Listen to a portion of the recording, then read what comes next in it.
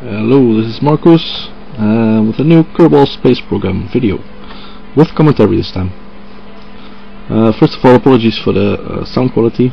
I will get a new microphone soon, so I record through my sound card instead of my webcam. But this is for a forum challenge, minimum parts, and our goal for today, or my goal for today, was to get to body. In this case, a moon around Luna, Ike, with as less parts as possible. As you can see in a second, I managed to bring it down to 14 parts. Could be 13 if I do not use the ACES module I'm adding right now. Yeah, it's possible without, but it's much easier and way more fun to fly with it. The way you can keep it stable while accelerating, etc.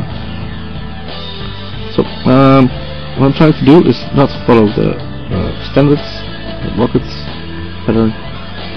Some guys on the forum already did this challenge, and most of the rockets look just about the same. And I know it's probably the most efficient method, but I wanted something different. It's a game, so should have fun. Try some stuff. So what I'm doing is I took lander pod, or well, it's I don't know exactly how the capsule is called. I'll put it somewhere. But I took that so I could add to the side tanks with atomic rocket motors. Below that the big tanks, and right now the big engines. Totaling at 14 parts with decouplers. I think it's possible without the decouplers, then you would just blast the other parts away. Well, I'm not going to try that here. So for now, 14 parts, 13 possible at least, and maybe even 11, I don't know. So that's the building part, and let's go fly this thing. As you can see, I did not use any struts whatsoever. I tested with and without, and it was not really necessary. So, in the launch, as you can see now, it's a bit wobbly at times, but surprisingly stable for unstructured two-barrel rockets kind of thingy. So, yeah, it's the video by here is accelerated ×5, as you can see. The first part was just to get us out of the atmosphere, so the atomic rockets would work nicely. And that's what we're doing now. We're escaping Kerbin, and I timed it so that we were just behind Duna, and we were facing in the right way. Kerbin was facing the right way for our launch, so that we launched straight into wider orbit, as you can see in a second. Here we're still raising apoapsis, highest point. And you can see in a second there we have left orbit. So well, like I said, I already aimed a bit higher, so we're already in a larger orbit, but even making it larger now, going exactly to this point. The apoapsis is aimed, because that's where you can see an encounter will occur. Speeding it up a little bit to get to the encounter. Okay, so far going according to plan. We have a straight encounter, no weird orbiting maneuvers, wasting fuel. Still not the most efficient way what I'm doing right now, I know. But once again, it's a game, I'm having fun. We have our encounter now. I'm going to try to aero brake a little bit around Duna and get an exit trajectory from Duna, where I get an encounter with Ike.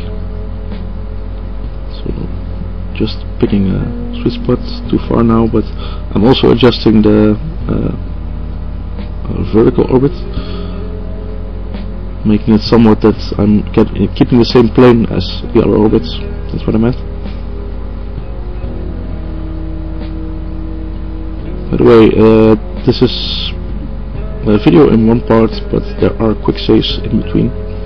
So far I think this part is all just one try, but especially landing on Ike and return to Kerbin, there are some quick saves.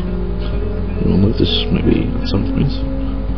But for now, we have a Duna exit, or exit orbit, and we have an Ike encounter. A bit of luck, I admit, but well, gotta have some luck now and then.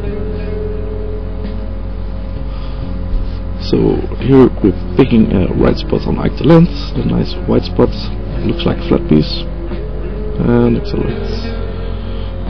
Okay, looking nice and stable.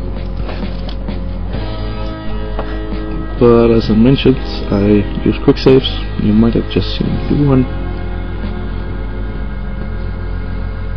Because landing, well, is always hard, especially without MacJab. With MacJab it's easy, but in this case, minimum parts, also without lander rags. So what you get then is decent landing by itself. Slowing down, yeah, looking good. And almost down. Yeah. Well, that's not exactly right. So, trying again. Like I said, quick save all the way. This is the second attempt, by the way. Did not take much, because the gravity here is not that high, so it's quite easy to land. And 3, 2, 1, touchdown. Yeah, win. Okay, now you're gonna see another failed attempt, by the way. Hey, jump. Yeah, all having fun, but oops. Well, can we still fly? Try. Okay. Second attempt, I landed again, by the way, in between, because you can't quick save on the ground, so I had to land again. But take off, and again it's already in the direction that we want to go. So hopefully, like you see, instantly into a lower orbit. A bit of time warp to see what we're doing exactly. Okay, trying to get back to Kerbin orbits. Okay, so the first part of the orbit is correct. Now we're going down a bit, but as you see, Kerbin is about halfway orbits away from us. So we're going to make the other side a bit closer, but not too much.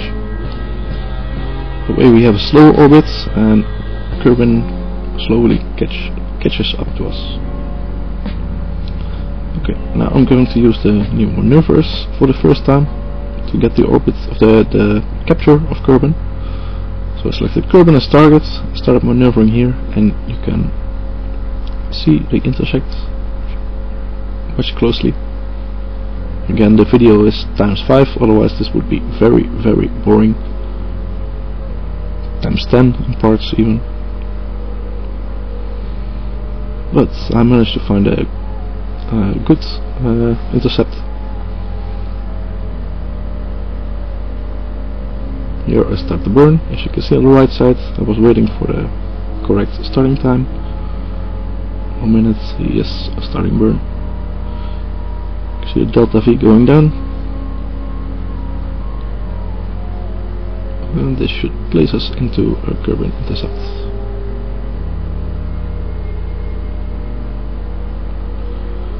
Yes, you can see the line behind us changing from light blue to orange, signaling that it was the old trajectory, but it will change. And you see we nicely have an intercept there. So, lowering the orbit. Now the difficult part, we have hardly any fuel yet left, so this will be an unconventional landing. Just a fair warning beforehand. I'm going to EVA build at the last second. I think it's possible to splash down, but I tried several times to get not succeed. But as you can see, working. Yay! Challenge succeed. Thank you for watching.